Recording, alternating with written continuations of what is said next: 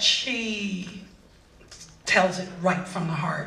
So ladies and gentlemen, sit back, relax, and put your hands together for Kamela Torvinen.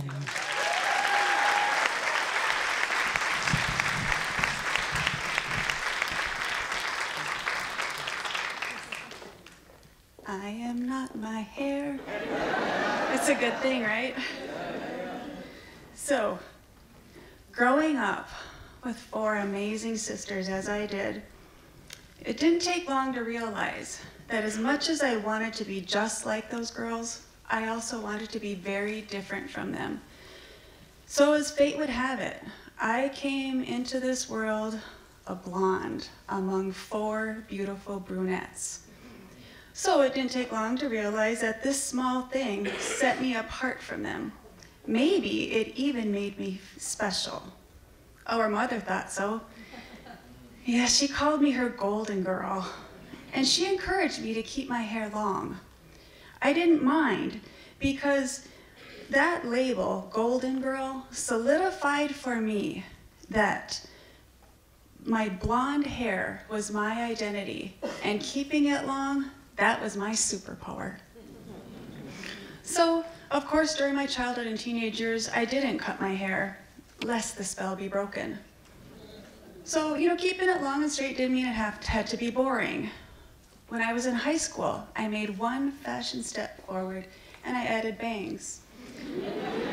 Right, they weren't the power bangs of Xena Warrior Princess. Oh no, mine were thin and wispy and curled to perfection into a blonde slinky with a Revlon wide barrel curling iron.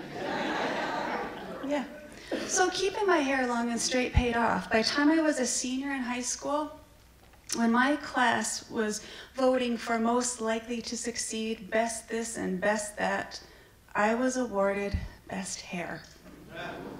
Yeah, I had aligned myself with all those best long-haired girls that came before me. So as much as my hair was my identity, this award was my destiny. Part of our graduation celebration was having a comical class prophecy read. It was a tradition handed down over many years, and it gave the graduates a glimpse into their promising future. The prophecy written for me was short and simple. Cami Milu will go bald. Well, now I am sure this was meant to be hilarious, because how could it be that sometime down the road, all of my hair would be gone? Well, I forgot all about this little prophecy during my college years and the next decade, as I rode the wave of every hair trend that came along because I had time to make up for. So I wore it long, short, curled, straight, braided, permed. I colored it, I dyed it, I teased it, I made it big. There were some real doozies in there, and I'll tell you, it was a great ride. By the time I was 30 years old, I was completely immersed in being a new mom and a new advertising manager. It was a truly happy time of having it all.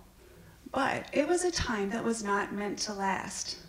By the time my son was a year old, my life had radically changed. First, it was unrelenting body pain and debilitating fatigue. Then my hair started to fall out.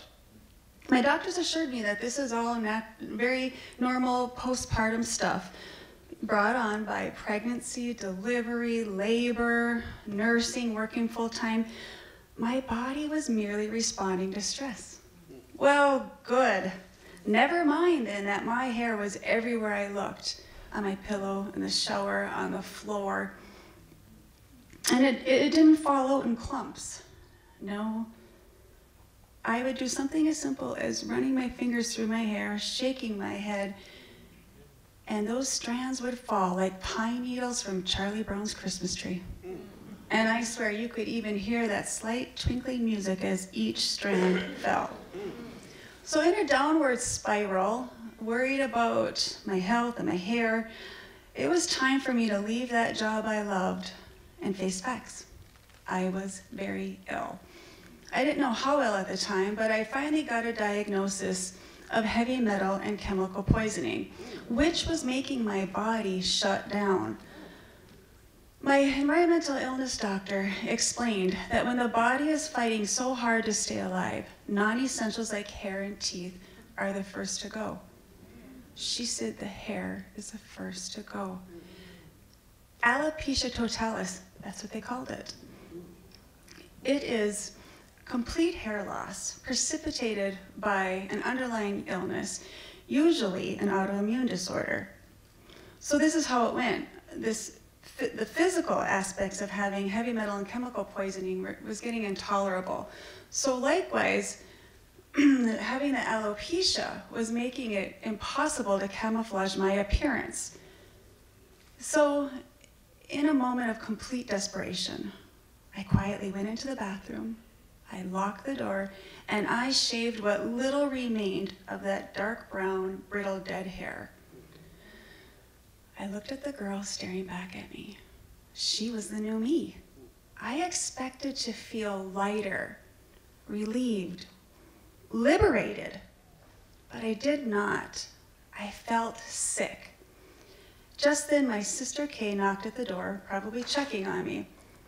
I opened the door. I pulled her in, and the look in her eye told me everything. We both just sat on the floor and had a good cry. But I had to get on with my life, so I threw away my combs and brushes and that Revlon wide barrel curling iron, and I took to wearing scarves and wearing hats because I was determined, despite being so ill, I was going to make peace with being bald, and I was going to just wait for my hair to grow back. So when I went out in public, I would hide my shame under a hat or a scarf and try to blend in. Now, strangers made this nearly impossible. Have you ever noticed how ballsy strangers can be? If you've ever been pregnant, you know what I'm talking about. Strangers have been known to walk up to a pregnant woman, place their hands on her belly without asking, and then ask her a bunch of personal questions. This felt a little bit like that. So, more times than I can count, someone would ask me if I have cancer. Now, that might be a fair question because I share the look of the walking wounded. I get that. But when I would say, no, I don't have cancer, well, then the conversation got a little judgy. Like they thought maybe I should be more grateful, maybe feel lucky I don't have cancer. And then worse still, they would act disappointed. Well, now the conversation is completely awkward, so they would end it and throw out a at least. Well, that would be the last straw, because please know this, nothing good ever comes from a statement beginning with at least. For example, at least you don't have to shave your legs. I wish I could. At least you don't have a bad hair day. I would love a bad hair day. At least you don't have cancer. Yeah, well, I did almost die. So I would just do my best. But when the stranger that approached me was a grieving stranger, I would melt. Because knowing that they're grieving and that they just were needing to make a connection, I just let them believe whatever they needed to believe about me. I would express my condolences, and I would just listen to the story about their lost loved one and just let them know that their lost loved one would not be forgotten. Now, sometimes other encounters with strangers could be flat out bizarre. My friend and I were at an outdoor concert, and across the way over there, we could see this young woman checking me out. And we knew by that crazed look in her eye, we were going to have an encounter. Right. So before we could make a hasty retreat, this woman bounded over to me, threw her arms around me, and almost knocked me over. And then she says, I saw you from over there, and I knew you needed a hug. You're going to beat your cancer because I'm going to pray for you. Well, my whole body stiffened, and I said, thank you, thank you, thank you, thank you, thank you. Well, my friend was pissed. She had seen this so many times, and even she was surprised at the level of audacity that this woman displayed. And she wondered why I was so nice to her. And I just said, sometimes it's easier. But sometimes people could be more hurtful. A very long while ago, we went to a book signing party for a very dear friend. He had written a moving memoir about losing his beautiful wife to an aggressive form of breast cancer, leaving him to raise their young daughter alone. It was a very emotional event. And this woman I didn't know approached me and asked if I knew my deceased friend through cancer therapy. I said, no, I don't have cancer. I knew my friend and her husband through our work. Well, she said, what a painful reminder you must be to him every time he sees you. Well, that was just cold.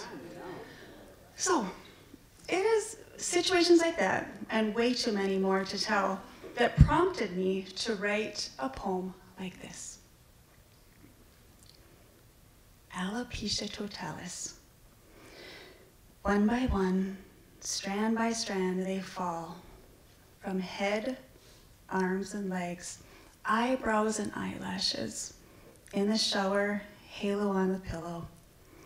Silently, the follicles release their bounty, no longer able to nourish or sustain life. Patchwork of hair and skin until complete loss. Once fuzzy flesh, now glabrous sheath. Wretched reflection, barely recognizable. Lucky you, someone says. You don't have to shave your legs. Thank you. Wow.